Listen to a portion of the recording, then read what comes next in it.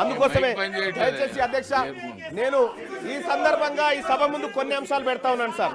ఈ రాష్ట్ర ప్రభుత్వం ముందు పెడతా ఉన్నా, గౌరవ ఆ శాఖ మంత్రివర్యులను కోరుతా ఉన్నా, మీరు 42% రిజర్వేషన్లకు అడ్డంకులు స్పష్టంగా మాకు కనిపిస్తా ఉన్నాయి. ఆ అడ్డంకుల విషయంలో మేము మిమ్మల్ని తప్పు పట్టట్లేదు, అడ్డంకులు అందరికీ ఉన్నాయి. కానీ మీరు ఇవ్వడానికి మీ చేతిలో ఉన్నటువంటి అంశాలు అనేకం ఉన్నాయి. ఇక్కడ మీ చేతిలో ఉన్నటువంటి అంశాలు అనేకం ఉన్నాయి. బీసీ సప్లాన్ తీసుకురావడానికి సుప్రీంకోర్టుతో పంచాయతీ లేదు, మనకి కేంద్రంతో పంచాయతీ లేదు. కాబట్టి బీసీ సప్లాన్ విషయంలోనైనా మీరు చర్యలు తీసుకోండి. బీసీలకు కామారెడ్డి డిక్లరేషన్ ప్రకారం ప్లీజ్ ఒకవేళ కాళేశ్వరం విషయంలో మన హౌదులో కూడా చర్చ కావాలన్నప్పుడు నేను తప్పనిసరిగా ప్రభుత్వంతో మాట్లాడతాను. నెక్స్ట్ సెషన్ లో పెట్టమని చెప్తాను.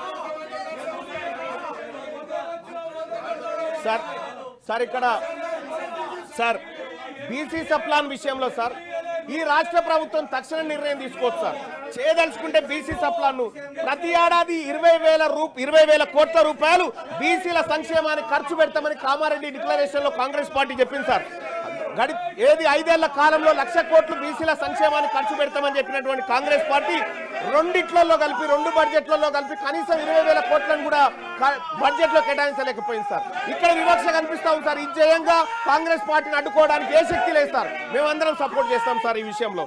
అలాగే సార్ ఇంకా ఎంబీసీ కులాలకు సంబంధించినటువంటి సంక్షేమ విషయంలో కూడా ఉన్నత విద్య కోసం 10 లక్షల రూపాయలు పూచీకత్తు లేని వడ్డీలు రుణాలు ఇప్పిస్తామని కాంగ్రెస్ పార్టీ హామీ ఇచ్చింది సార్.